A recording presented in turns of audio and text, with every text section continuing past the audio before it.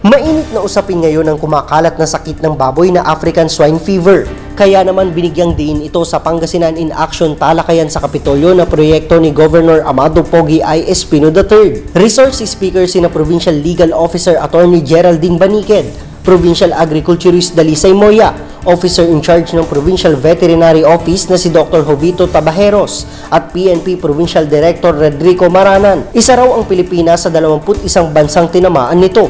Kaya naman mas pinaigting ang mga ginagawang pagharang ng mga baboy sa mga quarantine checkpoint. At bilang sagot sa ASF, nagpatupad si Governor Amado Pogi I. Espino III ng Executive Order No. 76 Series of 2019 at Executive Order No. 80 Series of 2019. Napapaloob dito ang temporary ban on entry of swine or pigs in the province of Pangasinan. Ang ating pinakamamahal na Governor Amado I. Espino III ay nag-issue po ng Executive Order No. 92 Series of 2019 na implementing a temporary ban, a total ban of the entry of all live swine or pigs into the province of Pangasinan.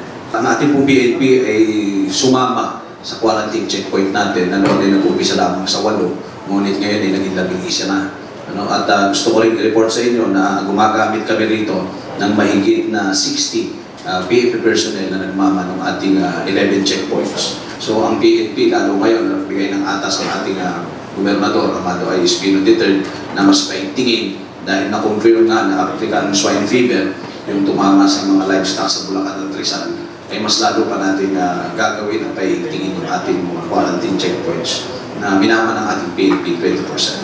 Ayon naman kay Attorney Baniked, 3 hakbang ang kailangang lampasan ng mga baboy na nanggagaling sa labas ng probinsya para maibenta ito sa mga mamimili.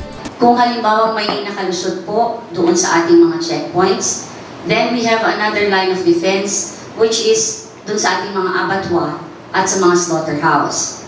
Yung ating mga post-mortem, anti-mortem, mga fees and mga examinations dapat in place po. Halimbawa kung meron pang nakalusot doon, we have another check, which is our market. That's why our market administrator should also be very vigilant in looking into the different meat products which enter the public markets. So pagtulong-tulungan po natin ito at kung ano man po yung mga masakit sa ngayon, no, na kailangan nating i-undertake ay talagang let's do it para po sa kapakanan po ng ating pong mga small swine raisers at even yung ating mga commercial swine raisers po. Kung matatandaan noong taong 2017, naging mainit din ang issue ng bird flu na tumama sa ilang mga karatig probinsya. Pero tagumpay ang provincial government ng Pangasinan na mapigilan itong makapasok. 2 years ago, we were successful na hindi makapasok ang bird flu dahil sa ating quarantine checkpoints. And we believe that this time around ay magiging successful din ang ating quarantine operations against African Swine Fever.